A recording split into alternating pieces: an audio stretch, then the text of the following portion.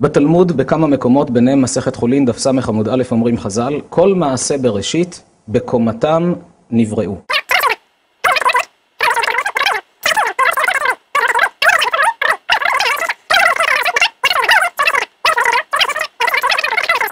זה דבר שעונה על שאלות נוספות, כמו מדידת הטבעות שיש בעצים, שעל פי המדידות האלה נתנו תאריכים מאוד מוקדמים, אבל כשמביאים בחשבון שהעצים נבראו כאשר הם כבר בוגרים, וכן כל החלקים והחלקיקים וכל מה שקיים בבריאה, הכל נברא כשהוא כבר בוגר וקיים, ממילא התמונה משתנה. נעבור כעת לעולמם של הדינוזאורים. מי בעצם גילה את הדינוזאורים? בספרות המדעית מתועד מקרה שלפני כ-350 שנה, של גילוי עצם ענק, עד אז אף אחד לא ידע שפעם היו בעלי חיים ענקיים. בעקבות הגילוי של העצם הענקית הזו, יצאו עוד משלחות מחקר, חפרו, ואז גילו אין ספור מאובנים, מין זוחלים ענקיים, לטאות ענקיים שחיו בעבר, שקיבלו את השם דינוזאורים. שתי מילים בלטינית, דינוזאורוס, לטאה איומה. היו רבים ועד היום ישנם כאלה שמבינים שאם נמצאו דינוזאורים מהעבר, הרי יש כאן איזושהי סתירה לאמונה היהודית. יש ראו בזה גם הוכחה לאבולוציה, שיצורים התפתחו מיצורים אחרים, ואתה רואה את הקדומים שנכחדו ומהם נותרו, ואחרים שהתפתחו הלאה וכן הלאה. כבר היו שמש, ירח, כוכבים, צמחים, התורה מציינת שהצמחים כבר היו על פני האדמה.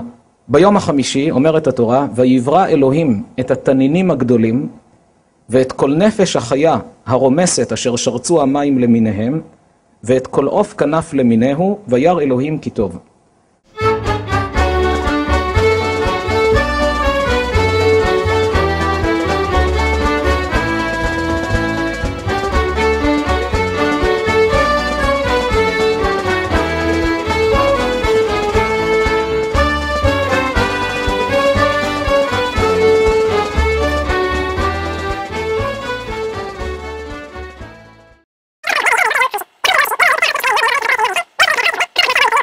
אז בעצם בואו נראה מה יצא לנו כאן בסיכומם של דברים.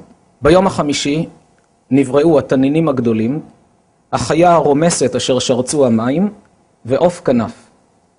כלומר, על פי התורה, היה פרק זמן בהיסטוריית העולם, שעדיין לא היו בו יונקים, עוד לא היו בהמות וחיות, עדיין לא היו בני אדם, אלא מי שלט בעולם באותו פרק זמן? רק התנינים הגדולים, שצריכים להבין מי הם בדיוק, החיה הרומסת אשר שרצו המים למיניהם, ועוף כנף, המעופפים, תנינים גדולים ורמסים. בשלב שאחרי נבראו בהמה ורמס וחייתו ארץ למינה, כלומר רמסים נוספים שהם על פני האדמה, ובסוף, אחרי הכל, נעשה אדם. אז נברא בסופו של דבר האדם עצמו.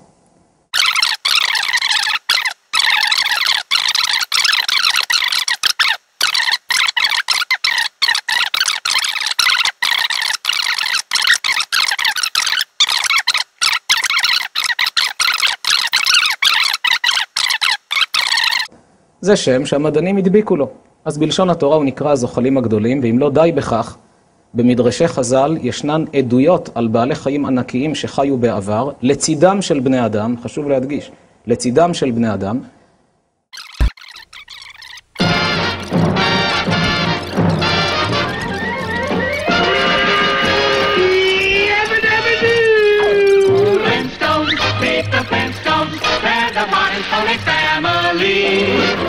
From the town of Bedrock, they're a page right out of his story. Let's ride with the family down the street, through the courtesy of Fetch and Pete. When you're with the Flintstones, have a yabba-dabba-doo time, a dabba-doo time, we'll have a gay old time. אלא מה, השאלה היא, אז אתה מתכוון ברצינות לומר שאנשים ראו דינוזאורים? התשובה היהודית היא בהחלט כן, בני אדם ראו דינוזאורים. ראו את היצורים הענקיים האלה, שלמדענים אין תשובה מתי הם נכחדו, כל מי שיקרא את הספרות המדעית על הדינוזאורים יש מבוכה גדולה, מה גרם להם להתאחד? הרי הם שלטו בעולם. ואם כבר נכחדו, מוצאים אותם בהמון מקומות, ואם כבר נכחדו, איך שרדו אותם שהמשיכו אותם, אותם שהתפתחו מהם על פי האבולוציה. יש המשערים שהיו התפרצויות געשיות, יש הוכחות מדעיות שונות, שהיו בעולם איזה שרשרת של התפרצויות געשיות שגרמו להכחדת הדינוזאורים. אחרים טוענים שכנראה מטאור פגע בכדור הארץ, זעזע את כל העולם, יצר עננים גדולים של אבק ותהליך הפוטוסינתזה התבטל, לא היה צמחים, וכן הלאה, עוד כמה שעות מהסוג הזה. והם לא יודעים שכל התשובות שלהם מופיעות כבר ביהדות. על פי העמדה היהודית, הדינוזאורים נכחדו בתקופת המבול. נראה את דברי המלבים, הרב מאיר לייבוש בן יחיאל מיכל שחי לפני כ-150 שנה, הוא מתייחס למאובנים שבזמנו, כבר לפני 150 שנה, דיברו עליהם רבות. הוא כותב ככה, כי על ידי שטף המים הובלו הפגרים לתוך העמקים. איזה עמקים? בתורה כתוב שלא רק ירדו מים מלמעלה, אלא גם נבקעו מעיינות תהום רבה, וארובות השמיים נפתחו. מעיינות תהום רבה, כלומר התפרצויות געשיות במקומות שונים בעולם, מעייני תהום של מים לוהטים ורותחים, כלומר גם געש, לבה וגם מים רותחים מינרלים שבקעו ממעמקי האדמה. לכן חז"ל אומרים בתלמוד שבמבול אנשים לא רק טבעו, אלא המים היו רותחים. ברותחים קלקלו בעבירה וברותחים נידונו, כך לשון חז"ל.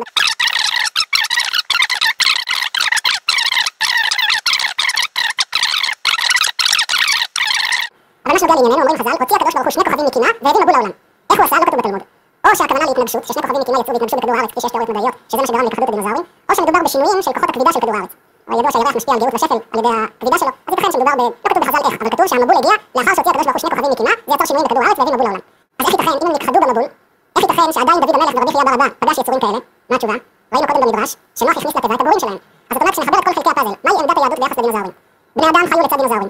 אלא מה, לפני המבול הם היו עדרים ענקיים, כפי שרואים במאובנים, הם היו עדרים שהשתתו בעולם. כנגדם היו מעט בני אדם. כמה בני אדם היו אז בעולם לפני המבול? מעט מאוד בני אדם הראשון, וחז"ל אומרים שמכל היצורים הוא ברא הרבה מכל דבר, רק מהמין האנושי.